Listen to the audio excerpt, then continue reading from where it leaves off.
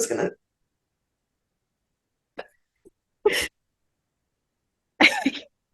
I slipped. I didn't mean to press the button when I did. You just always like to set me up for failure. Welcome to Death and Aliens, an in-depth look at horror and sci-fi TV from two friends who vaguely know what they're doing. I'm Courtney. And I'm MK, and I don't think I'm gonna cut that out just because it's funny. I had to rush through that so I wouldn't laugh while I was saying it. I was like, I'm gonna just say this really fast and maybe I'll get it all out. Hi, how are you? Here we are. Merry Christmas. Merry Christmas, everyone. We are not even recording this at midnight. It's already, that's where we're at. It's Monday. Yes, it is. How are you? Did you want to tell me? Sure. Yeah, I guess. How am I? I am okay.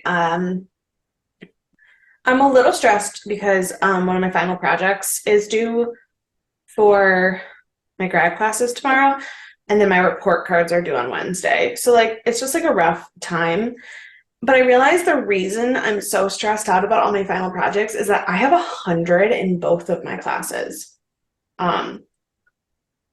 And I've never had a 4.0 in my life. Ooh. And I can afford to fuck these projects up a little bit and still have a really good GPA. But also, like, I've made it to December with a 4.0. I can't fuck it up now. Absolutely. No, yeah. As someone who always had a 4.0, for better or for worse, I heard that. I feel that. But also I'm stressed because last night Dawson Knox proposed to his girlfriend. Yep. Yeah. The Bills player that I'm in love with. Oh yes. I just saw a lot of the reveals for like Bachelor and stuff like that, and I was like, who is this person you're speaking of? Who's proposed? I was no. Dawson Knox, number 88 tight end on the Buffalo Bills, currently on injured reserve, on my fantasy team. So Dan was thrilled. Yeah, I'm sure. And the proposal was beautiful, and everything he said about her was beautiful, and it was so lovely. And I have absolutely no right to have any kind of emotion about it because I've literally never even met the man. But yeah, I was bummed. Tis the season. Tis the season. It is. It's coughing season. Everybody's getting engaged right now. It's really obnoxious, actually. Thank God I got engaged like 2 months ago so that I can pretend that I'm not a part of this fucking trend. Pretend you're not what is it? A clog in the system? What is it called? A cog in the system? Cog in the system. A clog is a wooden dancing shoe. I know. Look, I know I just, see, for better or for worse, I had a 4.0 my whole life, and now I stopped using my brain. So I don't know what to tell you. I'm done now. I did it. Great. Fantastic. How are you? I'm still in the holiday mood. If you listen to our season 4 wrap-up, which you should, I wrote a thing so everyone go listen.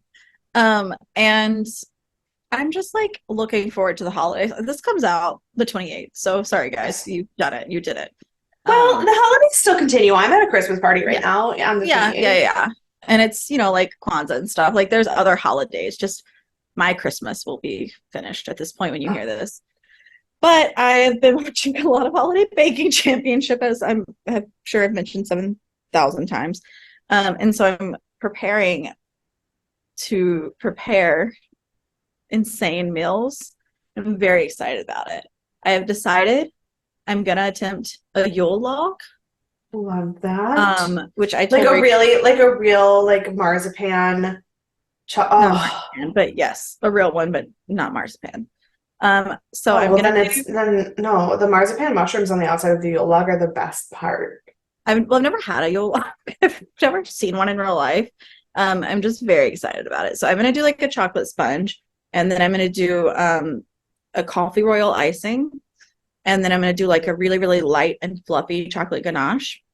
And then I'm gonna try my best to roll it. And if I Haven't cried. I might add some Molly's. My high school French teacher was also the best cook I've ever met in my entire life, and he used to make us like traditional French Yule logs, with the marzipan mushrooms and everything. And I'm just not even a fan of marzipan. And I want it to look traditional, but I wanted to go a little out of the box. Like I don't want just like I love that.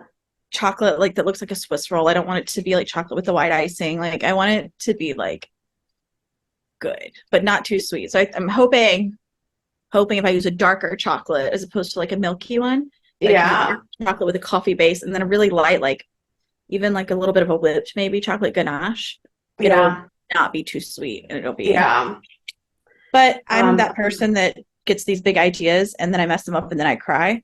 So we'll see right. what actually happens. But It's okay. I cried about baking Friday night. I wasn't baking, but I worked Thursday night, and then Friday night was the Christmas tree lighting. And so after that, we left the Christmas tree lighting, we were back at Dan's eating dinner, and I just started crying. To be fair, I was getting my period like the next day, so it's fine. But I literally just started crying, and he was like, "What's wrong?" I go, "I haven't been home in 2 whole nights. My dad probably finished the Great British Baking Show without me." I bet he Um, did. he absolutely did. I asked him on Saturday. He for sure did. He? But yeah, I was like, no. I'm So, too excited about baking right now. oh my Um, God. so I'm sad you missed the end of it. I think I have a I mean, season. it's on Netflix. I can still watch it. I've been watching the 10 seasons and I think I have a season and a half left of it. But also Rachel's doing a big New Year's Eve party. And so we've been sending snacks back and forth.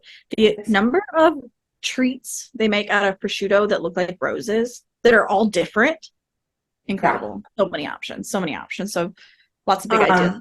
For Christmas every year, Dan's mom makes wine glass salami roses. Mm-hmm. Hmm. That makes sense. Yeah. I saw some crostini, some that were like on like what looked like cupcakes, but surely they weren't. I went to read the description and it said filet mignon and gave me that recipe, but the title was not filet mignon in Ugh, the picture.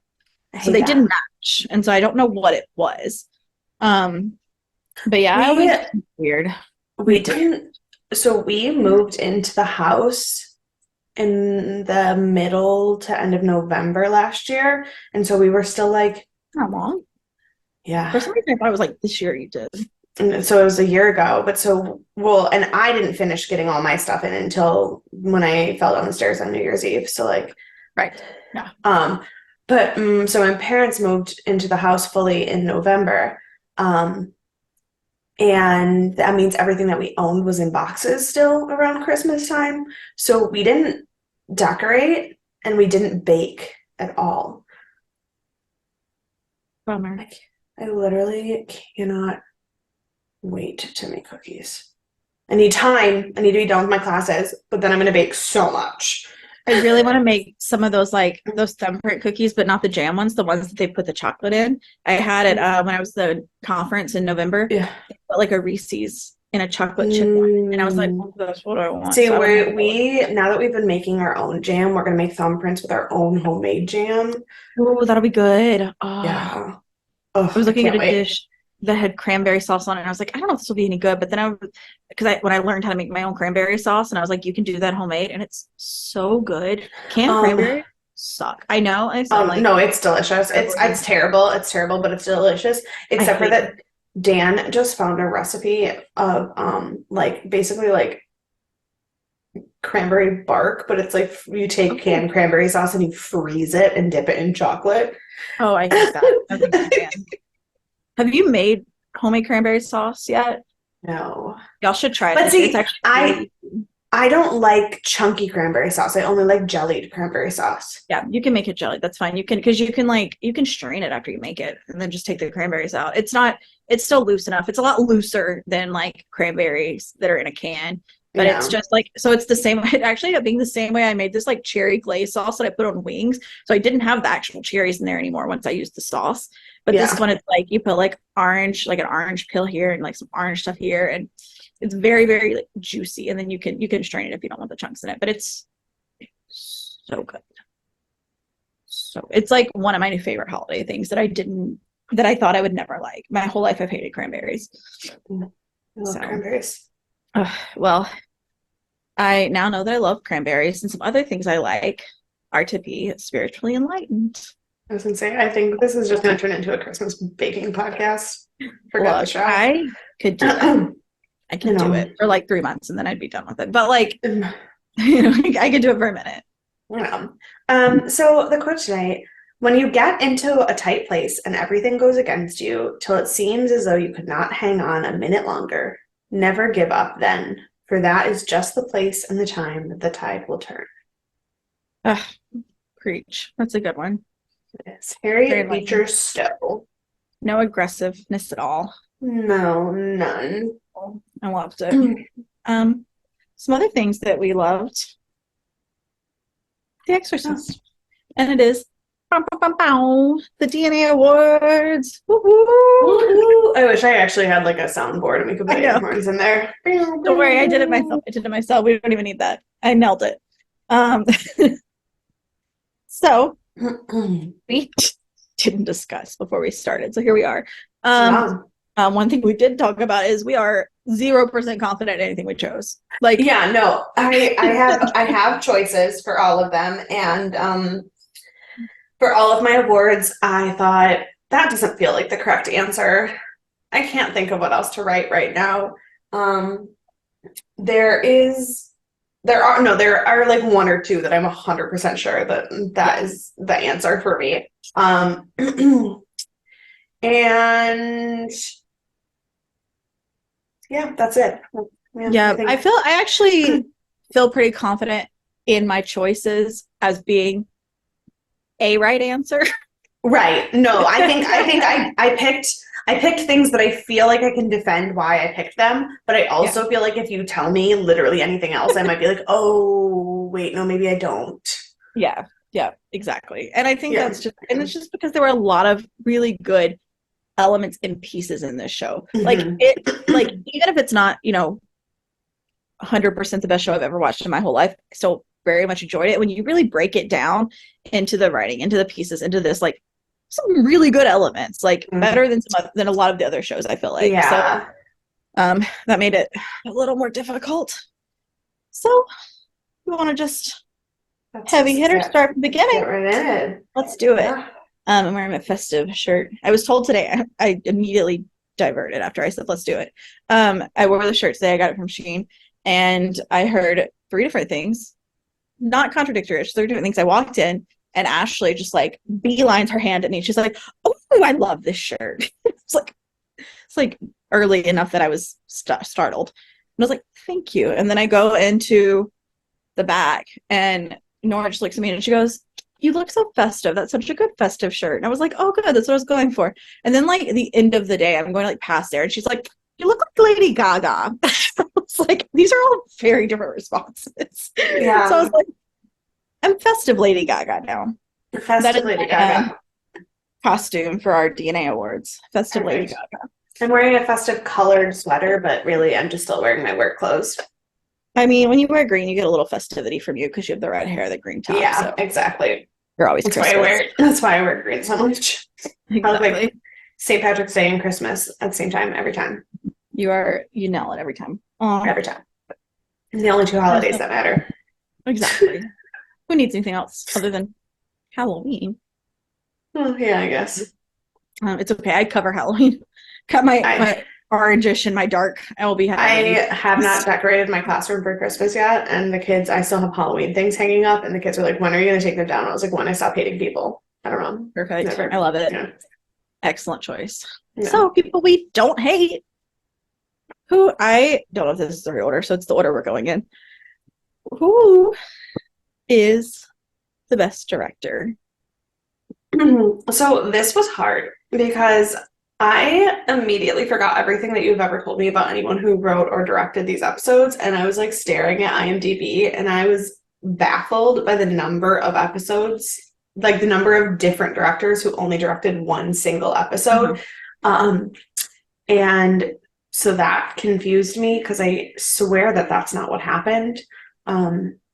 I don't remember learning about that many different directors, which probably means that I heard nothing you said. You know, it happens. I also spent a lot of time on IMDb, and I'm the one who said it. So, like, I just have a terrible memory of stuff like that. But so I chose Stephen A. Adelson, who directed the season 2 episode Help Me. Yep, yep.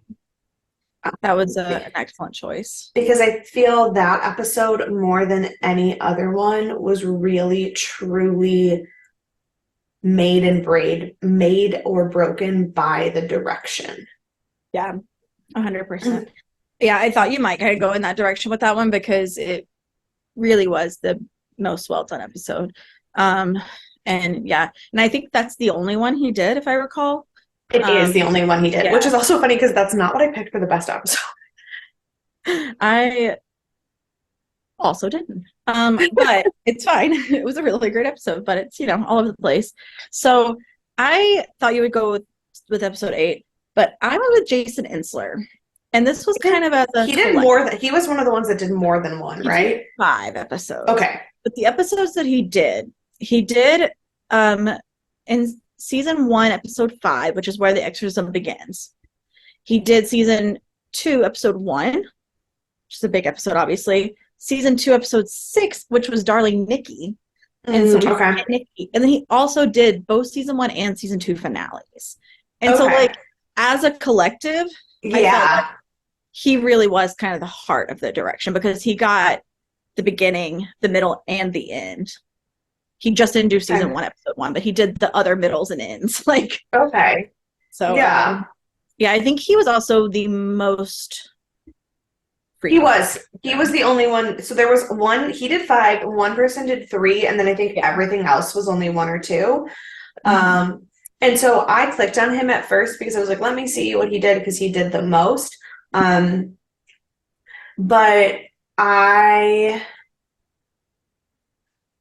didn't feel like, I think how you're saying it makes the most sense. And I do think that the finales were really, really strong. I think I didn't necessarily love the middle stuff that he did. Like the episodes were good, but I didn't feel like they had necessarily the most dramatic impact in terms of what the director would have done. But it makes sense. I mean, there's only 20 episodes and he did 5 of them. So like, yeah. And like, I will say like season 1, episode 6, I mean, episode 5 was one of my lesser favorite episodes. Anyways, when Exorcism started with Casey, and I just, it didn't feel like it really had a lot going for it. I didn't even the direction from season 2, episode 1 wasn't like anything to write home about. I did like the mid one on season 2 because it was Darling Nikki, and that's when we get Nikki. And like, Nikki, and so like that one had a lot of choices that were made to kind of like introduce her into the show. But yeah, I agree. And if it wouldn't have been a combination, I think the fact that he did so many and that the finales were both so strong. Yeah. So that's my pick.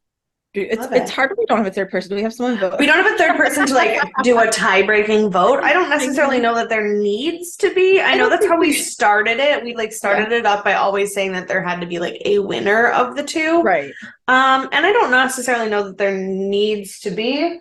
I don't think there does.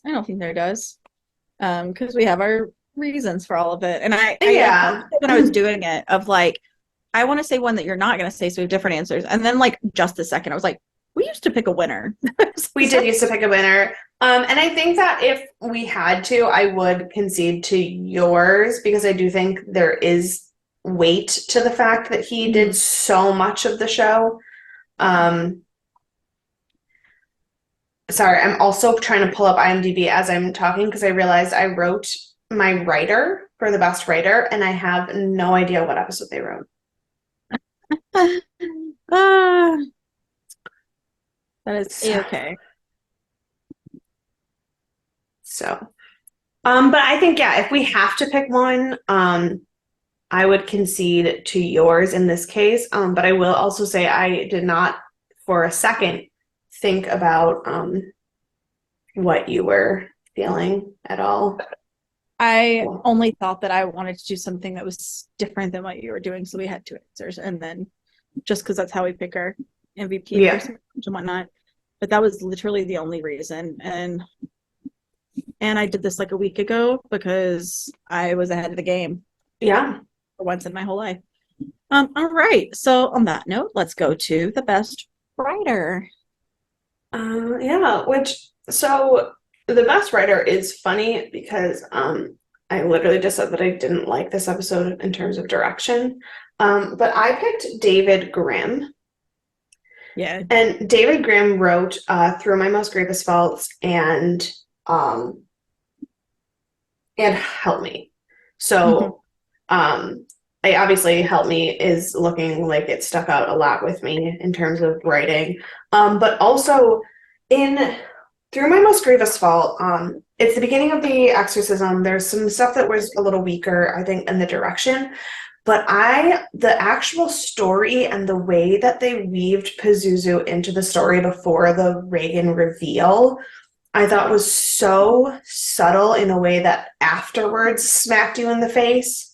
Um, but I thought it was not necessarily visual. I thought it was with the way the story itself was written. And so Right. I appreciated that aspect. And I actually picked him because of that, and then went back and realized that he also wrote Help Me and was like, oh, that makes sense because that's my favorite episode. But, and I think it is my favorite episode. It's not what I picked for best episode, but I have reasons. Yeah. So, So I almost picked him because he's the one that I remembered every time I really saw a good episode. I was like, this guy is doing something right. And then I went back and like he wrote those two, and then he was a story editor on the entirety of season 2. He was involved in every single episode of season 2. yeah. And so I looked at him and I was like, I could go with him. And then but instead I went with Alyssa Clark. Okay. I don't remember what she wrote. She was a writer and or story editor on every episode of season 2 except 7 and 9. And 9 was one of my least favorite episodes from that season, not from the show, but from that season. And so I was like, that makes sense because she wasn't on it. And 7 was Darling Nikki. No, Darling what was 6. 7? So it's the one in between Darling Nikki and Help Me. Exactly. What? Exactly. Hold on. I thought Help Me came right after Darling Nikki. I don't think so. Yeah, but she was the main story. It did. Help Me is number 7. Yeah. Oh, I thought it was number 8 for some reason. No. Well then, I don't know that I would have picked her then, but I might would have gone with David Grimm because I thought she was not on that. I thought she had skipped that episode for some reason. No, she was not. So Help Me and Ritual and Repetition are the 2 that she wasn't on. Gotcha. And yeah, you're right. I picked her. You're right that Ritual and Repetition is one of the weaker ones of season 2. But she was the main story writer on. She was. Let's see where it says. Yeah, so she wrote this story for episode 5, which was the reveal of Grace, and I thought that was a really strong, like, writing tool. So like, and then also in turn as being a story editor on a lot of it with David, and so I went by the one they actually wrote as opposed to which one they wrote. Right. Which is why I went with David Grimm, because a lot of, like you said, a lot of the story editors and everything were like connected to a lot of things, but I didn't look at story editing in terms of, it was helpful obviously for other things, but in terms of who I thought was the best writer, I looked at what they actually were the main writer on, and what ideas were theirs. And not that story editing and like storyboarding, people bounce ideas off all the time, and when you have this many people on a show, there's a lot of like working collaboratively, but the person who gets the head writing credit tends to have a lot more to say about the actual dialogue and where it goes, and so, and the way it gets from point A to point B. So yeah, but yeah, so David Grimm probably is the better writer. I just was very impressed that she wrote episode 5. Yeah. So yeah. So next is the best line? There were so many things we could have picked for this. This was probably the hardest one to pick for me. But I ended up choosing something that is actually from very close to the end of the show. It was in one of the Okay. last like episode or two. And it was just because I felt like it, despite it being a lie in the moment, I felt like, and we talked about it when it was said on the show, I went off on how it was a lie, but it wasn't because it was like the truest description of this character ever. And I picked the line, "My life is a series of rooms, demons, and coffee that tastes like pot water. Not much more than that, I promise you." I almost picked something similar to that. I don't remember which one. I don't think it was that exact one, but it was something in that same episode I was looking at first. Because, I mean, Marcus, he's Yeah. just full of quips and lines. And that one, I mean, it is a summary. And while it, it's true enough. It's true enough. Yeah, However, well, and that's when we talked about it on the show in the first place. I was like, I know he was avoiding Marcus's question or Thomas's question, yeah. but at the same time, that really is how he sees himself. Like, there's nothing in there that isn't how he actually feels about himself and his life. And it's so, like, painful in its truth. Yeah. Well, I really love that you went with the painfulness because I went with the like one uplifting quote in the entire show. Perfect. And it's from season 1. It's from episode 8. Also Marcus. But it's where he says, just standing in the doorway and pushing back the night. And Yes. I love it. No, I love it. It's what the whole show is. it is, and that's the quote that's going to follow me through. That's going to be my spiritual alignment every day. Yeah. So No, I love it. that's I thought of going with like funny and thinking of some of the like one-liners some of the demons say because yeah. they're fucking ridiculous. I almost went with Andy saying it's a great night for an exorcism because Me too. I did too. because And I was it like, was that's just not like really that profound, I no, guess. but I was like there was something the way there was that one, and then there was something that I can't remember exactly what it was, but it's something Marcus says really early in season 1 about why he believes in God and like why his faith is, and like those two quotes just like shattered my whole perception of the show and of these characters and like impacted me like so deeply. Well, and it was like, and it may not, even if it wasn't the exact words that were said, it was the timing. Like Mm-hmm. the timing, the like style they were said in, like they were really well done. Yeah. For a similar reason, I almost went with the children are in the garden. Oh, And yeah. because that was very impactful. But I was like, Yeah. surely I can find something better than that. Yeah. And because like I was reading it, and I was like, it's just Well, because not, IMDb was terrible for quotes, so I was literally just like looking at like quote websites for yeah, things from The Exorcist. you And the know, number of things that were like on there that I was like, that was a good moment, but that's not a great quote. Like, exactly. yeah. Yeah, it was it was fun. It was interesting. All right, But so I do want to just point out that both of our quotes have to do with like Marcus and the way he feels about like himself and exorcism. And I'm just like to put a pin in that because I will come back to that. I was gonna say that's why I was like, it's great that you went with the painful side because I went with the uplifting side. Yeah, but let's just put a pin in there because I will absolutely be coming back to that. So now that we've done some of the best, we're gonna do some best and worst categories. What would you say is the worst episode? So the worst episode, this one was hard because I didn't think there was any real episode that was overall from beginning to end terrible.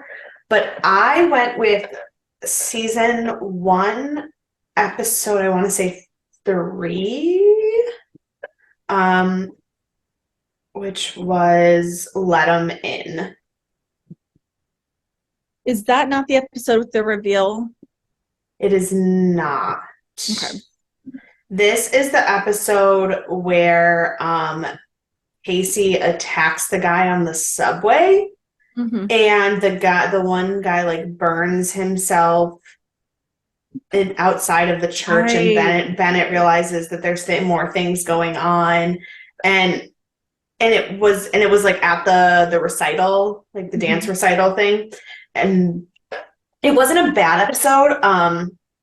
It was an episode that I couldn't watch all in one sitting, and I, as much as I understand why, the scene with Casey on the subway was unnecessarily disturbing. Yeah. And at the time, I just kind of accepted it because of what the show was. But then through the rest of that season and through the rest of the show, they were able to show how vile the demons were and the violence of the demon without being that Grotesque. grotesque. And so between that and the guy lighting himself on fire, and it was just it was a very grotesque episode, and I didn't feel like it was necessary to be that grotesque, and I didn't feel like it was as good with pushing the plot the way the rest of the early parts of season 1 were. So for me, that was the worst episode. Yeah, and that's absolutely a fair episode. I have to say I had to go back to early season to pick out. I had to go back to season 1 and like reread some of the first 5 episodes because I could not remember what was what. Yeah, I couldn't either because it started a lot slower than episode 2, season 2. Season 2 just right in. And even though it wasn't like as interconnected, like we didn't jump right into the family deaths and demons, but we just jumped right into demons. We were in. So I went with very closely season 1, episode 2. And mine was, the reasoning was that it was just a little slow. And I know I think this is the one at this point where we were just like, let's see how it goes. Like we're getting into, and like that's true, because after episode 1 we were like yes, and then after episode 2 we were like maybe. Yeah, and then 3 like brought us back in because of the intensity, but it was very grotesque. It didn't match the rest of the show. Right, that's the thing, is it did bring me back in with the intensity, and in that moment I was like okay, but then because it is tonally out of place with the rest of the show, in retrospect I do not like it as much as I felt I did in that moment. Yeah, and that is but I think it is fair that episode 2 we didn't even like in the moment. Yeah, it was very slow for us, and like I didn't know where we were going. At this point we didn't know there was any connection to the original, because obviously Regan hadn't been announced yet. We knew that Casey had started showing symptoms, so we were like, are we just doing another exorcism show that's exactly the same as everything everyone always does? And we didn't know how good it was going to be at the time, because also we'd seen mixed reviews, and we were like, there's no way to know. Right. So I feel like we just kind of hadn't gotten into it yet. Which is why I picked season 1, episode 2, just because it was still slow. Which it's so funny to me that I know so many people who liked season 1 better, because we both had to go into season 1 to really pick things apart. And I'm actually like thinking, in all of my bests and worsts, I think in most of my best and worst, the things that is the worst is from season 1. There's a couple that it's not, but in most of them, my worst goes back to season 1. Yep, me too. And I also I would have thrown episode 4 onto the list had it not been the Regan reveal. Like that's the only thing that saved it, because it was episode 4 that was the reveal, and then 5 was when Chris got there. Or did I get? I thought episode 5 was the reveal, because I thought it was like both shows. The big reveal was the halfway point. Maybe so. Then season 4 also would have been on my list for the same reason as episode 2 was, because it was just a little bit slower and not. Season 5 is the Reagan reveal, because it's the one where Casey's like hinting to her dad that something's wrong, and like he's like trying to follow the demon, and we're like, what is happening? But then the demon's actually not lying to him. Right. Yeah, it was just that whole first half was just kind of slow for what I was in. Slow. It was definitely weaker. Yeah, and like I know watching it, we were like, this is still good. We can keep up. But then like after seeing the end and after seeing season two, it's like, oh, you didn't start out with your best stuff. Like you went No. to such a good place that you could have done more here and you just didn't. And Leading up to the Regan reveal, and it makes sense because that is the source material that they were using and everything, but it did get there slower than it could have, because by the time the Grace reveal happened in season 2, you were already on tenterhooks. And yeah. part of that was because you had the freedom to be, because in season 1, they're setting you up with something, you don't know where it's going, you don't know these characters, there's so much introduction that has to happen. So I understand those being weaker.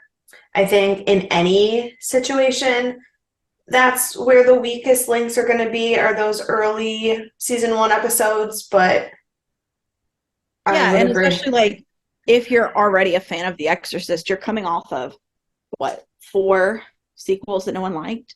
Like Yeah. you're And so coming you're off of, like already expecting it to be bad. right. And so like they're trying to keep it into I think they're trying to kind of like test the waters in the beginning still. Yeah. See where they can go. So like no shade, and I would still tell people to watch the show. Oh, 100%. I still do. Yeah. So, but it is just comparatively the worst side of it. So, what was your favorite episode? For best episode, I picked There But For the Grace of God Go I. Yeah. Because despite the end of season, or the middle of season 1 having such a big reveal, was not at all prepared for how big a reveal Grace was. We had been going back and forth all season of if there was something up with Grace or not, and neither of us trusted this kid, but like in very different ways. And we were both wrong. Like, I We mean, were both wrong. yeah. And that And I I was wonder if that's what they learned from season 1 is like in season 2, we were so hyped about this kid, even though we didn't know. And I think that they wanted to do the same thing with season 1, but their reveal was so specific that like it was harder to tease it. It was harder yeah. to tease it and give you different theories because it was such a specific reveal, and it was still jaw drop. I remember when I watched it for the first time, I threw Dan's remote across the room and got up and walked around in a circle, and he could not figure out what was wrong with me because I did not understand what had just happened. Yeah. But after the season 2 reveal, after having been so confident about what I thought was happening and been so wrong, I literally don't think I spoke out loud for 45 minutes after I watched the episode. I was overwhelmed. Yeah. And the whole episode, and the ending is obviously what I'm stuck on, but the whole episode was so much better than the season 5 or than the season 1 reveal. The season 1 reveal, that episode was good and there were parts of it that were great, and I loved the writing and I loved the way they peppered things in, and it all led up to this big moment. But this episode in general was intense from like beginning to end. Because I'm trying to remember what else happened in that episode. I mean, it's the episode where Verity gets sick. It's the episode where he first goes outside with Grace. It's the birds, I think. And that the one where the birds attack the house, or was that right before? That might have been right before. The end of the last episode where the birds attack the house and then the demon lamb, and then we get into this next episode. Yeah, maybe. Oh, this is the episode with Peter and Marcus kissing and all of the intense things that, like, when Marcus is standing in the boat in the middle of the ocean saying he doesn't feel anything. Like, there was so fucking much going on in this episode. So much. Yeah. Yeah. So that was definitely a very good one. Just want to pick Alyssa Clark. So I'm gonna boomerang and I'm gonna pick Help Me. It's my favorite episode. Because even though I picked the writing from this episode, I picked Help Me because of everything. Instead of the writing, it had the direction, which is why you picked the director. It Which is had funny. I picked the visual. best for Help Me. I picked the best writer and the best director, and then somehow Yeah, still went in a different direction for the best episode. And I think part of it was because I was like, if I just keep saying Help Me, I have a problem. I know, I know. Well, I did almost the opposite. Like with uh I picked all of the other things and then ended up with this the best episode because truly Yeah. like I mean Help Me is. it's garden. I mean, help me. Oh, Oh God, it was just the entire thing was like as on edge as you were in But for the Grace of God, I well, didn't know and you could do more. Like this one. no, and the thing with Help Me is a lot of times when they do things like that, where like someone is living in a cyclical dream sequence, it gets messy, it gets muddled, it gets annoying. But this one was just Repetitive. this one, it just, I, every single time I was waiting for what choice he was going to make. I was waiting for how he was going to fix it. I was waiting for him to get out of there. Every single time I was noticing what was off. It like was, It was yeah, beautiful. it was, Yeah. oh, It was really, really an excellent episode. yeah, One of the I hesitate to say one of my favorite horror episodes of all series. Like it was just yeah. that well done. Like Honestly, like both of those are two of the best episodes, like of any show I've watched. yeah, because it's so hard to follow up with a suspense like that, like you get. Well, with And there about the Grace with for the Grace episode, Mhm. I think the reason why it still, even though I loved Help Me and it's so well done, and I think the writing and direction are so good, I think the reason the Grace episode hits me differently is because I thought after the um reveal in American Horror Story with Mhm. that I was never going to be shocked again in my entire life. I genuinely, American Horror Story fucked me up so hard that I thought I was going to be dead to all twist endings.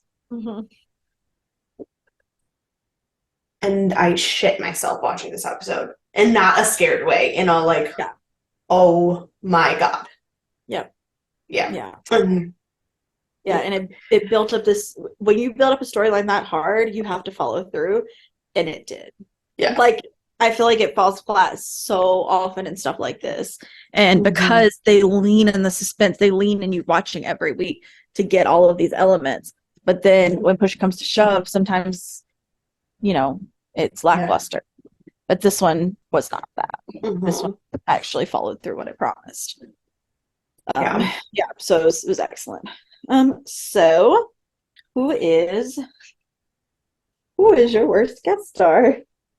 So this one was hard because I made a rule for myself anytime we do this that if someone is in more than a quarter of the episodes, they no longer count as a guest star. So Fair. I was only looking at people who were in 5 episodes or less, Okay. which limited a lot of my choices of guests. And I know that there's like rules about what is constituted like technically contract wise about main cast, recurring cast, guest, whatever. But for me, if they're in less than a quarter of the episodes, that's how I delineate it. And so I picked Camille Guadi, who played Olivia, which is Tomas's sister. She was actually only in 2 episodes, which Yeah.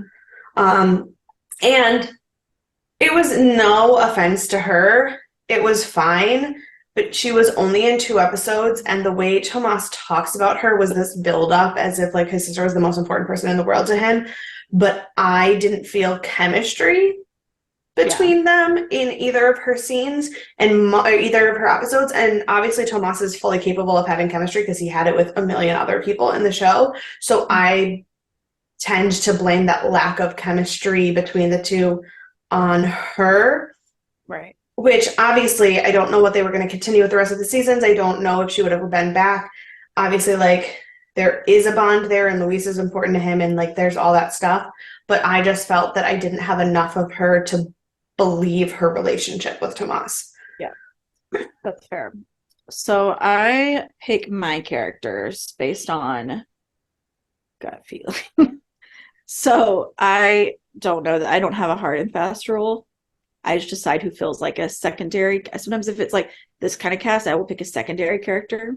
Hmm. Uh, if they're not a huge character, like I didn't pick anybody from the Regan, like from Regan's family or Tomas or Marcus, obviously. But Yeah, I did pick Maza Makar, who plays Jessica, and that is so valid. yeah, But and also not even because of her acting, because fuck Jessica. I will say that colored my view a lot. But I will say, like, also some of her acting because I think we were supposed to have an emotional reaction to her because I think that was supposed to drive a lot of Tomas's reactions, which it did, but we never felt that same connection. She always kind of felt like a bad guy, and I don't think she was meant to be portrayed that way. And so I don't know if it was direction or her acting that made it that way, Okay. Yeah. but that's kind of the reason I went with her because I never felt like I think it would have been nice and I think it would have made us like Tomas better had we had a real Any emotion. idea why he actually felt that way for her? Like if we Yeah. leaned into the like grandmother story, if something had happened to Louise, if something had happened to Olivia, like um then it might would have made his character emotionally seem stronger as well. And I think Yeah. she was supposed to be that character and it didn't work. And I don't know if it's because we didn't like her or because it didn't work. Like Right. Right. so I went with her. I don't know how many episodes she was in. Less than 20. I less than 20, absolutely. I want to say it was more than five though. I'd say like Which 7. is Like yeah, which is why I didn't pick her and it hasn't that's a very good answer. I have a hard time with trying to understand what is a guest star in ensemble shows. right. Like Like when it's like in everyone. Stargate, basically, other than the main six, everyone's a fucking guest star, which is Yeah. not really true, but like it is. Mhm. But this is an ensemble show where like every character for a whole season is a important character. It would be like, who's your favorite guest star in Grey's Anatomy? Like, I don't know, the one guy who died, like, Right, like, exactly. Yeah. so I had, I mean, so I can that's, say that Denny DeCat, 100% favorite guest star. but So so that's why that's why I like make the rule for myself. I give myself a like hard percentage because otherwise I yeah, won't have any idea where to even start. yeah, that's Um, totally fair. That's totally fair. Um, yeah, I agree. I think so. It came down to connection with the characters for both of us, yeah. which is surprising. Um, so who is your best guest star? Best guest star also comes down 100% to connection with the character because, and she was only in 5 episodes, so she does count. Okay. I picked Deanna Dunnigan, Is who it the nun? played Mother Bernadette. Hmm. Yes. Because from the minute she was there, I bought every fucking thing she was selling. Like, yeah, 100%. She's probably The way that she treated Marcus, the way that she talked to Regan before she died, when she knew like she was possessed, like all of it. Like the way that she like loved people until she didn't have a choice and had to be a bitch. Like 100%, I bought everything she sold. she was absolutely the best answer, and I did not pick her, but she's absolutely the best answer. Oh God, she was incredible. But I went with Christopher Cousins, I and thought about picking him. I thought about picking him. it came down to Marcus being my favorite character, and that was the only piece of relief he had in his life. And Love it. like, and he was also like an understanding person. He was like, Yeah. I know you have to do this for you, but also like, if you need me, I'm here. Like, Yeah. it's like, No, I absolutely was going to pick Christopher Cousins. I really love Peter's character. I really love how different Christopher Cousins felt in this than he did in Stargate yes, when which is also why I picked him. we Yeah. literally watched him in two different shows in the same week and couldn't have told you it was the same person. And granted, that's because they were filmed 20 years apart, but also like no. I And mean, I there's plenty of actors that like you see them 20 years apart and they still are the same actor, like even if they're in different yeah, shows, different role. But like, I agree. Like, so his acting was so much different. And it's phenomenal. And if I hadn't, if Mother Bernadette had been in 6 episodes instead of 5, I would have picked so, Christopher Cousins. Oh, like that's where we were at. yeah, Mother Bernadette though was, yeah, she was probably the right answer. She was so Oh, good. Oh so God. good. Um, so what is your worst plot line? Now, to be fair, because I have Okay. already talked at length about how I feel about this. To be fair, if they had been able to have a season 3 and finish where they were going, I don't think I would say this, but Bennett's possession is 100% the worst plotline in the whole show for me. Cannot reconcile with it. And I know that there was more to it, but with what I have, I'm done. Yeah, I thought you were gonna say that. But I have caveats to some of mine as well of like if this had happened, like Right, it no. might be different. So you definitely complained about this a lot more than I did while we were watching it. But the one I went with was the Jessica and Tomas story, and it was because I had just written her down as best worst character because of how disappointed I was that that plot line didn't progress Tomas like it should have, like it was meant to. And Yeah. that's the reason. So I mean, I also hated that and complained about her every second she was on screen, so I'm not going to argue with you. And I also understand that mine has a very big asterisk next to it. well, yeah. No, absolutely. Yeah, no, they're both good. I wasn't sure if you were gonna pick Jessica or if you were gonna pick Bennett. Um, so I 'cause they think are. Bennett being so fresh in my mind, I just was like, Mhm. this is the one place where I get to fucking complain about Bennett again. We're back at it. Yes, good one. What was the best plot line? I weirdly think Jessica kind of plays into what I think is the best plot line because Okay. my choice for best plot line is Tomas's journey in season 1. And not necessarily any one individual part of it. I think very particularly the last 2 episodes when he was had the demon in his head and was like having the conversation about his grandma and about Jessica, and when he got to the point where he was saying those things. And then also on the flip side, what happened with him and Casey in season 2, in both moments where he was in the middle of about to be possessed and like having the conversation with, I am not the person you think I am. Yeah. But in season 1, it was stronger, I think. And so I went with Tomas's story arc through his flaws. Yeah. That is a very good answer. And I don't think you have to include Jessica. It's fine. But that's why I'm like, she's only tangentially related because that was one Right. of the things he needed to forgive himself Yeah, for, but not actually her, just exactly. his journey to His forgiveness. journey for Yeah. forgiveness. Yeah, that's a really good answer. So I kind of was split because I was thinking about like while I was watching it, what plot line meant the most to me during the show, and Hmm. looking back, which one do I think I really liked the way it was like woven in. And honestly, I had such a hard time with all Yeah. of like picking one. No, Um, that's why biggest plot line was so difficult for me because I felt like there were so many things that were interwoven and so many things that should have been more interwoven than they were. And I had a lot of yeah, we break the show down. We talked about how when we break the show down, there's a lot of really good parts to it. And breaking it down and figuring out how many really good parts to it, I think actually does kind of detract from the show as a whole because I'm less enthused about the overall package when I think about how many yeah, things in it were brilliant and didn't connect the way they should have. yeah, yeah, that's absolutely fair. Um, Yeah, because I have that same thought. I'm like looking at it, if I'm just looking at the plot line, while it was happening, the one that got to me the most was Grace. And it was because I couldn't figure it out. And I had so many theories, and my theories kept changing. And that Mm-hmm. was during the show. But if I look back at what plot line did I really like appreciate the most from the show, I think it may have had to be Regan's journey with the demon. Yeah. Because like while it was not executed as well as some of the other plots that we saw at other Well, and stories. it wasn't as cliffhangery, it wasn't as Right. second guessy, it wasn't as like um jerk reaction. It was maturely developed in a way that a lot of other things in the show weren't. Right.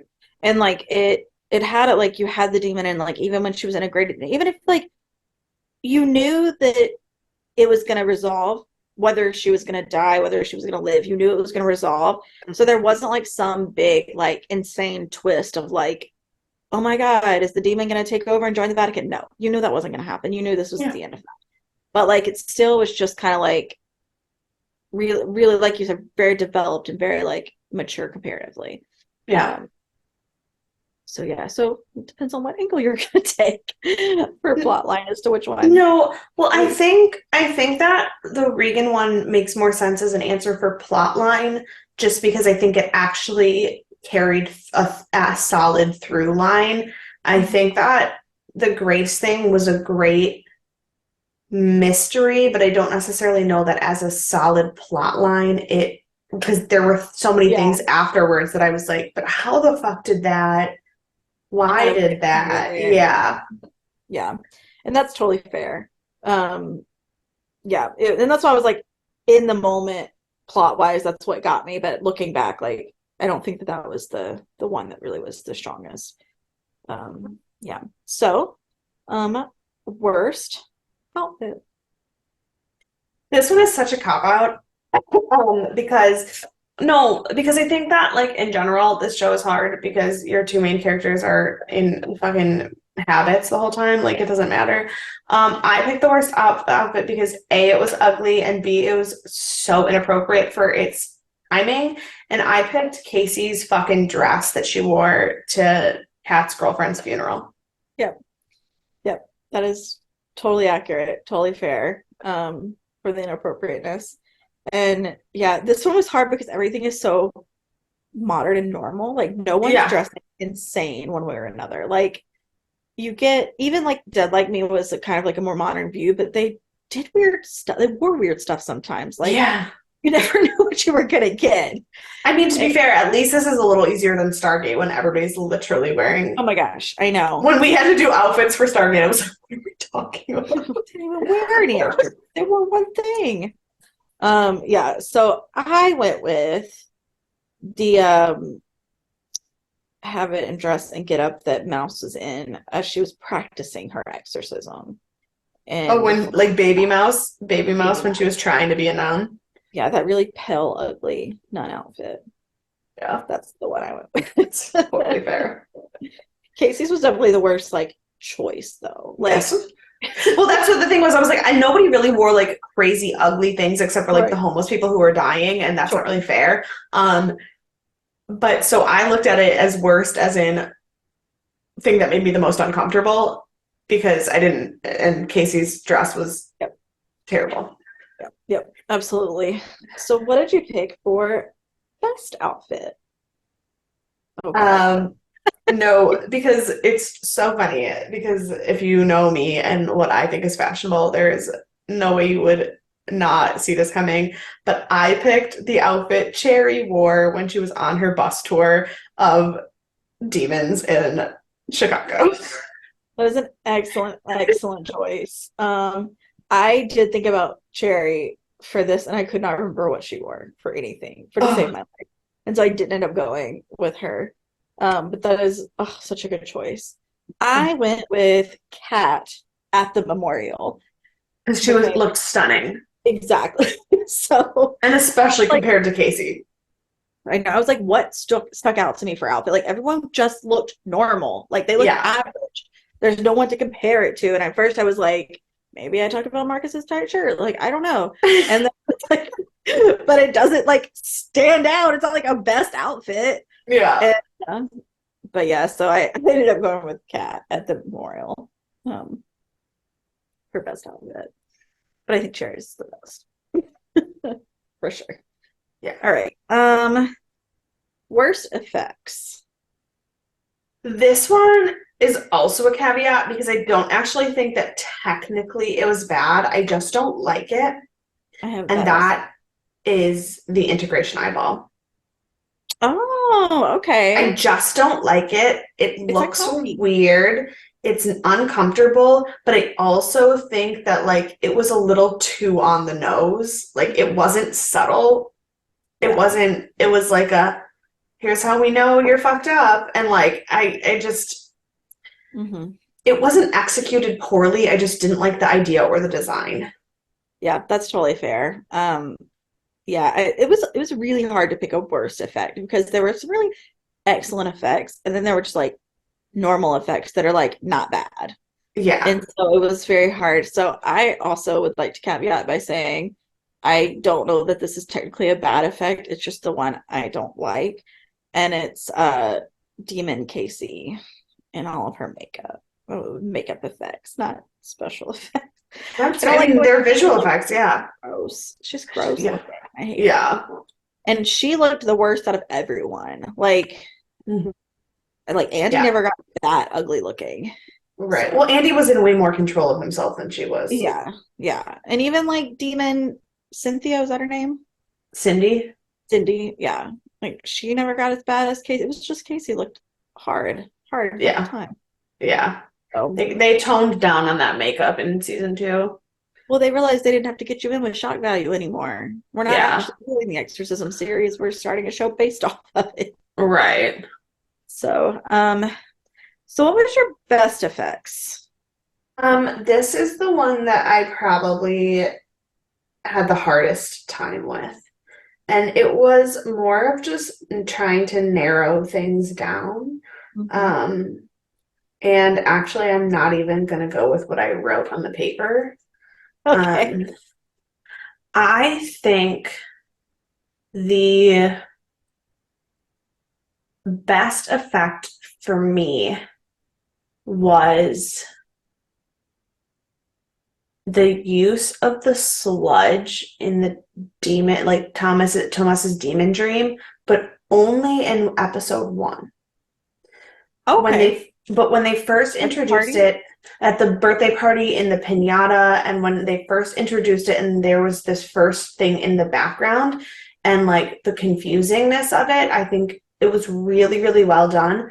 I also liked the part where it was in the teacup, Yeah. um, in that part, but then I think they got a little carried away with it, and it stopped sitting the same way. But that piñata moment and that teapot moment, or that teacup moment, were both just very subtle, But effect. despite being literally right in your face.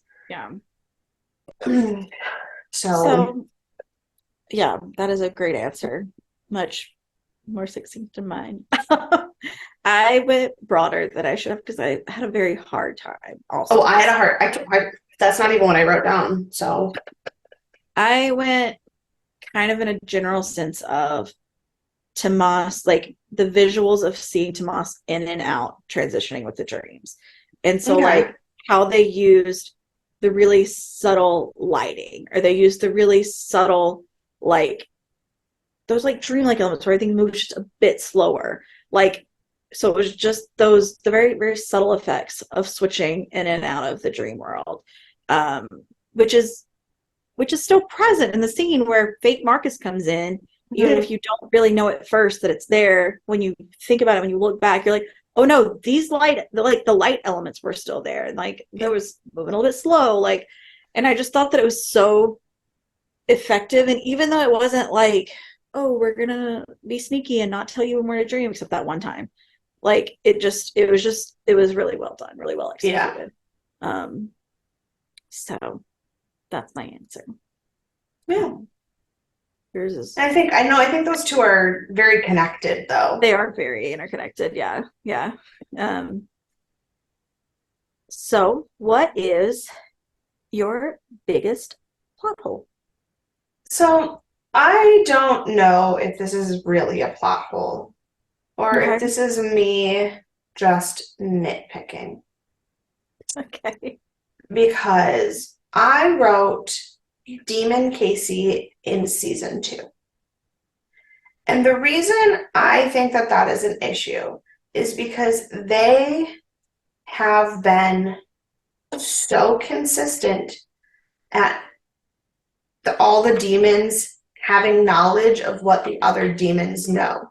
And for the demon to then somehow seem surprised or confused that Tomas would see through Casey, knowing that the exorcism was successful, is confusing to me. And it felt more like a let's just get this actress back for a shock moment than an actual intelligent use of a demon.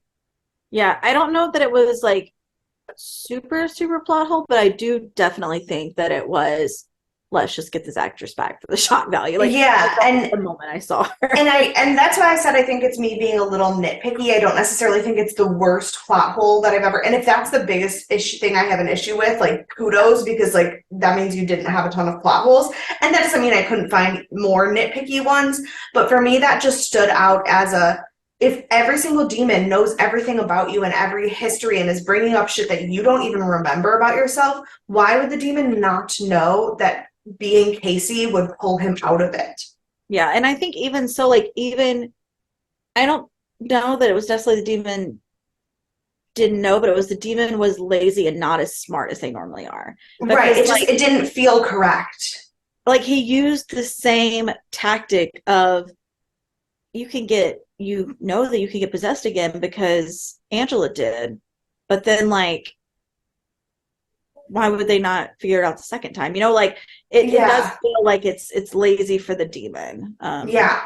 It didn't feel like you're convincing Tomas that everything he ever wanted is his. So you throw in the one thing that would make him sure that this is not a real memory. Like and that just felt like Because so they hooked him, like they had him, and like they if you had him. Yeah. like They had him and then they lost him with that one choice. And yeah, obviously for plot wise you needed to lose him, there was contrivance there, right. then and so there was like a contrived plot line and a fun bonus guest star Hmm. thing, both of which aren't good storytelling. They're Yeah, like they're good TV, not mhm. good storytelling, and that's Yeah, what my issue with that was. yeah, 100%. Because they easily could have brought like someone else back. I mean, they brought back is it Tara? I'm Yeah, so bad. Tara was there, Tara, Luis was there, his sister wasn't, Jessica wasn't. There's and so that's what many I was other gonna people they could say. have brought back. It would have made more sense to bring his sister back with Luis also being there, and he Mm-hmm. would have taken longer to get Yep, there. It wouldn't 100%. have been just like Even with Jessica, he would have been. It wouldn't have been as like sympathetic. It would have still been questioning. right, right, exactly. Um, yeah, no, I agree. It was it was a weird one. Um, so I went with one that probably doesn't matter that it's a plot hole.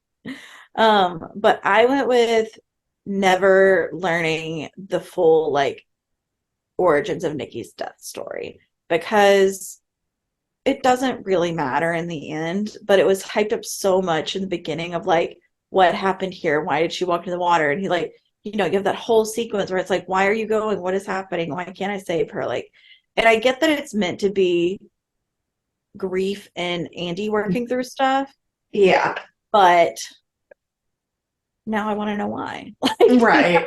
It's one of those things where I don't know, again, I don't know if it's really a plot hole or if it's just that they could have answered it better and clearer right. and less fuzzy. Yeah, exactly. And like Yeah. again, like we're being nitpicky because Because it was so hard to think of something like there wasn't like genuinely big missing yeah, chunks of things.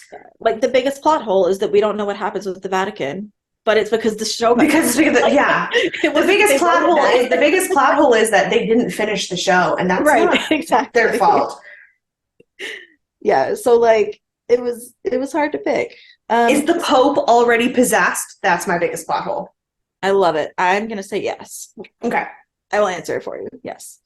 Um, and so we're getting into kind of our tops of everything.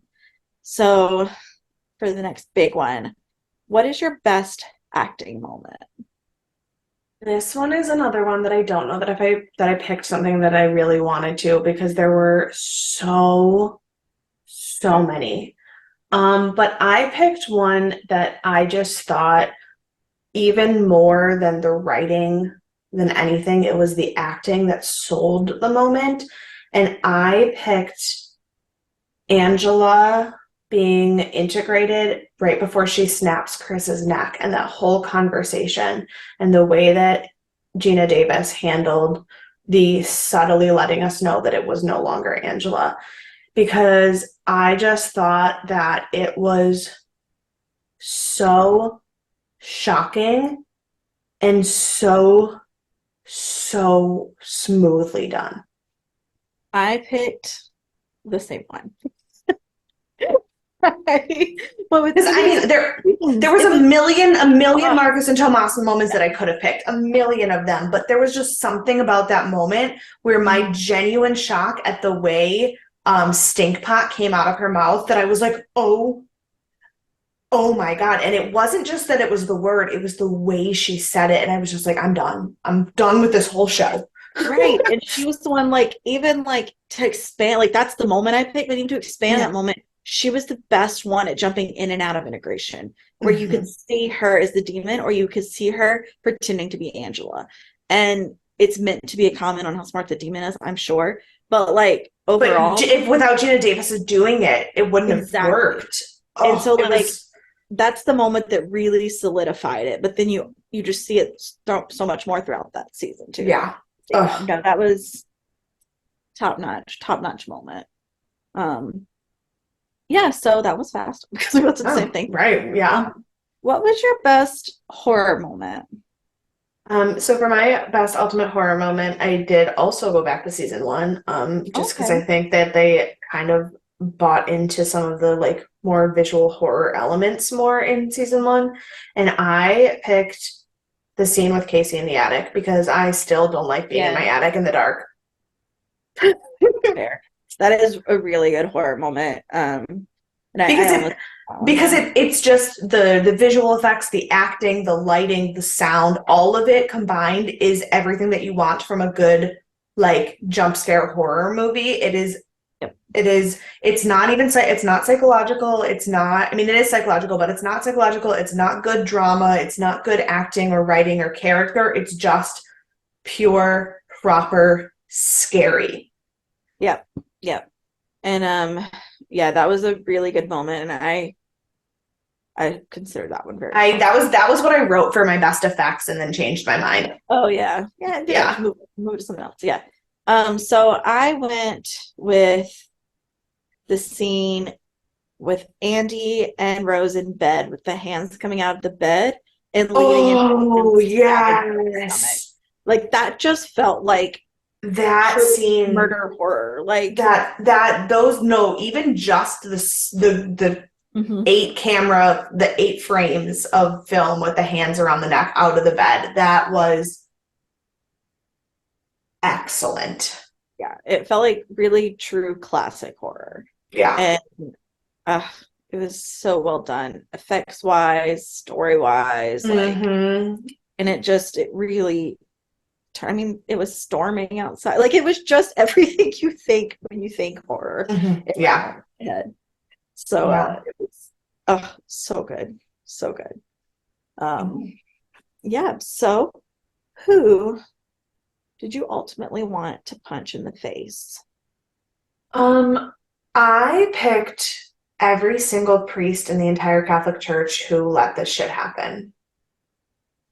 That is, yeah, yeah, that's correct. I That is literally just wrote all the priests, every all single of one them. of them.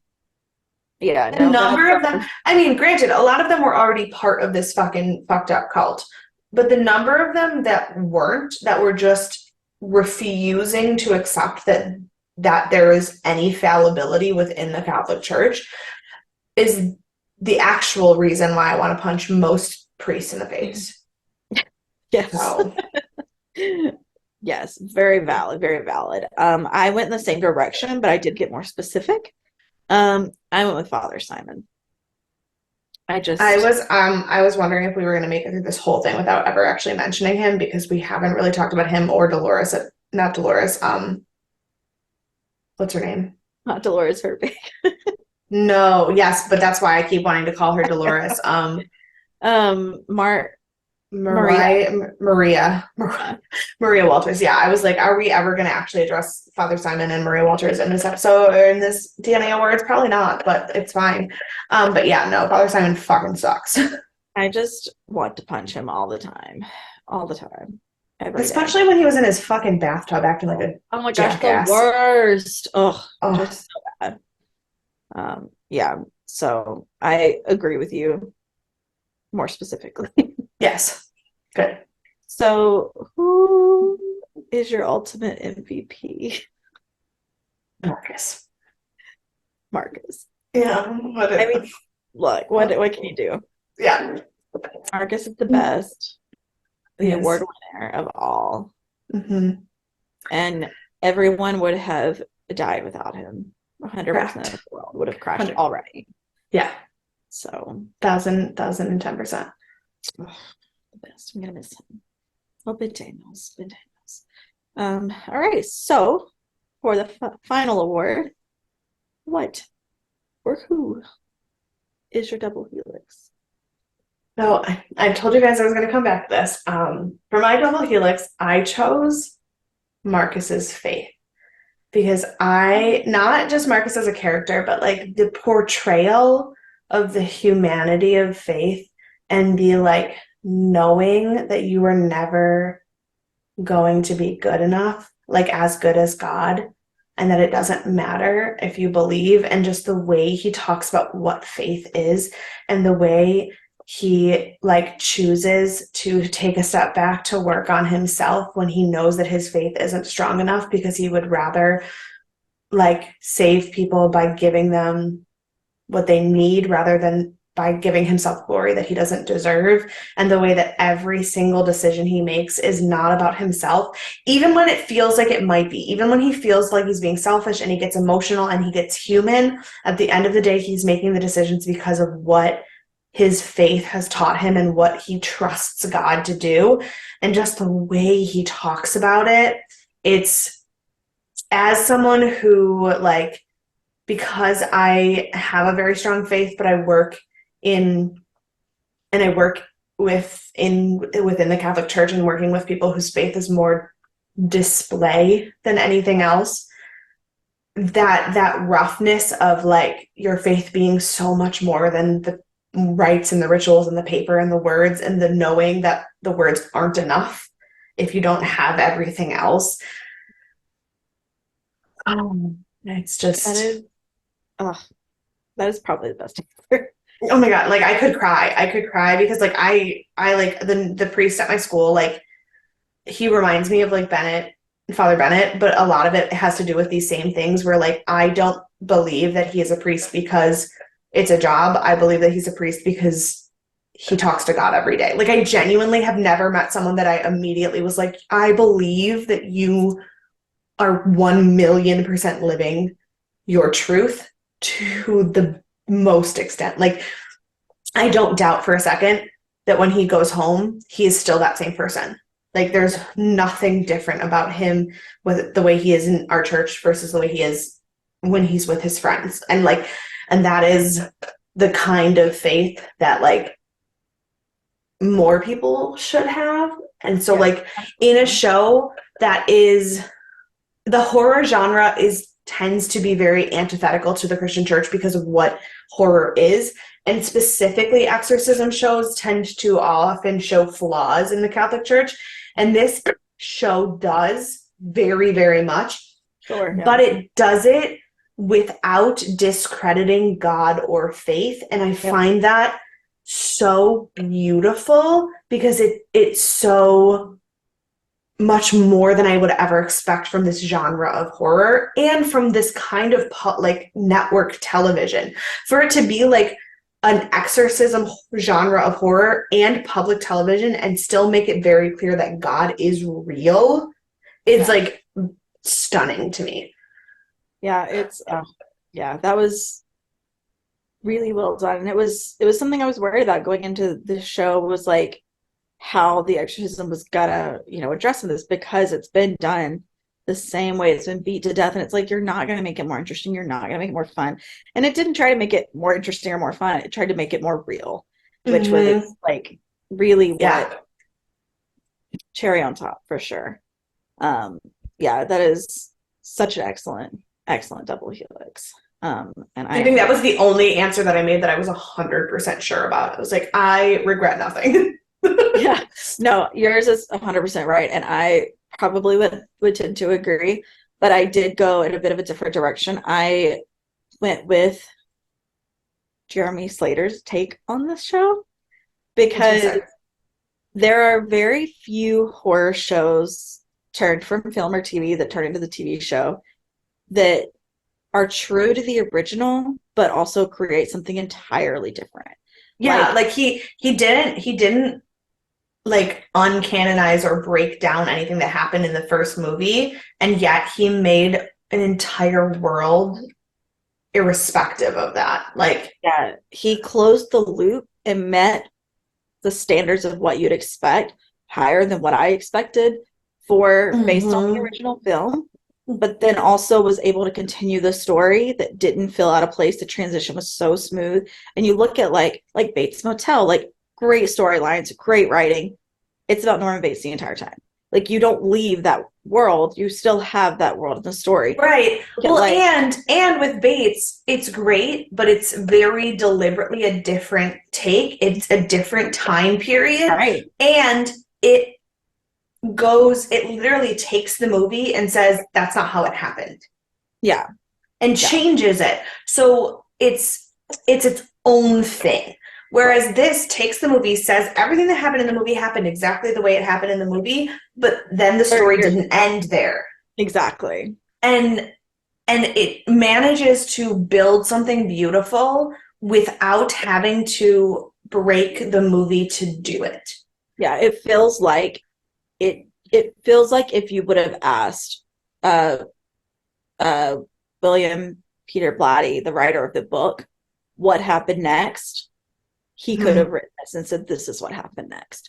And Yeah. like, actually, I don't know that he could have, but I think Jeremy Slater did an excellent job. But Yeah. I think he would agree that, like, yeah, this happened next. This is what Reagan turned into. Because, I mean, we know that Chris is, this movie star, and like, there are all these things that are talking about them being in the spotlight. And it makes sense that Chris would go back to the spotlight with everything because Yeah. she still has to make money. She still has to support them. And it makes sense that Regan would run away. Yeah. Like, and Well, just and it also, I think it's also very fair, and I have not read the book because I am horrified to try to read the book because I I've haven't heard read it it is so much worse. No one that I know has read the book who has read the book has been able to stomach reading it in one sitting, like at one time. It's so much worse. But I think that one thing that William Peter Blatty would for sure buy into is that the corruption in the church is what nestled the Yep. egg that was the demonic presence on earth. Because I think that even more so than human fallibility, it's the way that people hold themselves above you, and the hypocrisy of it is more easily corrupted than anything else. Right. And you see him, like, you see Jeremy modeling it after the original. It has the priests that aren't follow that, like, are like, this can't be true, this can't be real, we don't do exorcisms anymore. Like, they follow all of the same rules that William Peter Blatty set up for us. Like, they don't shy away from that. And the only thing is that instead of Father Marin given his life to save everyone from this demon, we have a successful exorcism where everyone is saved from the demon. Yeah.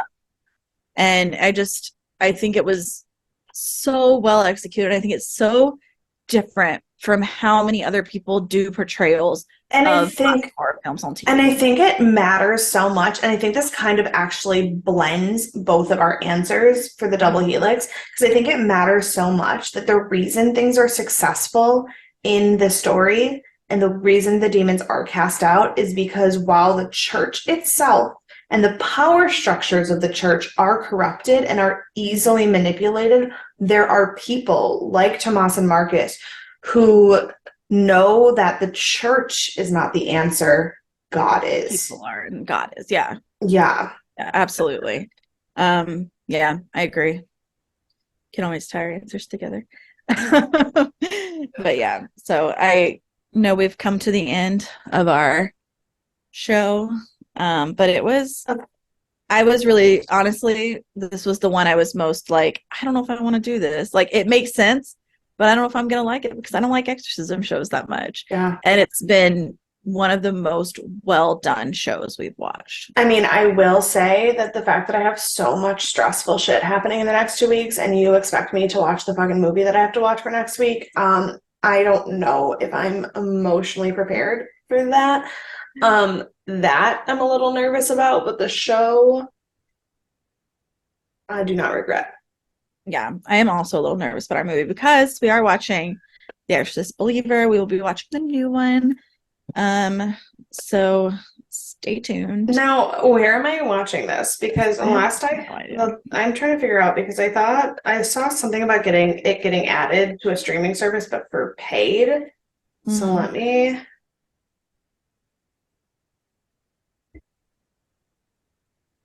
Exorcist Believer. It It's on is. Peacock. Oh, it's on Peacock. Okay. Mhm. That's what it says to me. Yes, that's what Just Watch is telling me. Okay. I suppose that means I can also pull out my Peacock and double check just to It's on be. there. I've just double checked it. Okay, It is perfect.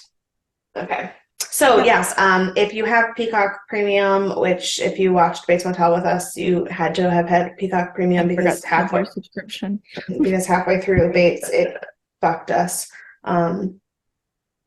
Not even. It was like season 2 or something. It was like it early was on. no, it was I think it, yeah, I think it was like the beginning of season 2 Yeah. when I was just like, excuse me. Yeah. Good times. So It's yeah. okay. Come January, we'll be watching a show in the new year, so hopefully all the licensing will have been fixed before then for anything to choose to move forward with. That's After true. American But American Horror Story at least is on Hulu forever and ever and ever, so we don't have to the worry rest about of our that. lives. Yeah. Next thing you know, they announce they're taking it down because Oh my Delicate God, did so bad. immediately. No, just But it's okay. kidding. They'll put it back just like they did Stargate. They took it off Amazon for like what, like a month and then put it back. Yeah. I have heard that, like, I keep hearing rumblings that Stargate is moving again, but most of the people that are complaining are not in America. So I think that Oh, there's yeah. issues with the UK licensing, but I think that we are fine. Yeah, I think there's been a lot of issues with the UK licensing for a lot of A lot stuff. of, yeah. So because for those of you who don't know, in the entertainment world, the US counts for 50% of everything. Yeah. So they're more focused on getting 50% of the royalties they get as opposed to the 5 or 10% you're getting from another country. So that's that. Yeah, so yeah, we're gonna tune in. We're gonna watch Exorcist Believer. I've heard. Although this is Mostly not saying great that reviews. only 4 seasons are on Amazon Prime. Oh, Stargate? Yeah, according to Just Watch, only 4 seasons of it are on Amazon. Oh my goodness. Well, it's Which, on Pluto still, so yeah, but that says only 3 seasons of it are on Pluto. well, okay, so we're gonna figure out where Stargate is and we'll get back. Season 5 is on both Amazon and Pluto. Oh, perfect, Double perfect. check. I was like, let me at least check season 5 so I know what we're dealing with for the next Yes. 4 months. Oh, because that's the exact next episode after this. Yeah, yeah. Good. Yeah, Good the call. next episode after this, the episode that you guys will be watching on New Year's Eve before we have to readdress all the licensing issues because then it's a new year and who knows what's happened, is season 5, episode 1 of Stargate, which is currently, at least up until when you watch this episode, available. Excellent. Excellent. Yeah, so do that. Watch season 5, episode 1. Watch The Exorcist Believer. I have heard mixed reviews. I've heard very mixed reviews. But it's fine. It's going to be great. We're going to have a wonderful time. It'll be the new year, new us. And in the meantime, if you want to reach out, you can email us deathandaliens@gmail.com. You can find us on all of the social media at Death and Aliens. You can find me at CECloud13. And you can follow me everywhere at EMKAY_superstar. And we'll see you on Sci-Fi Sunday. Bye.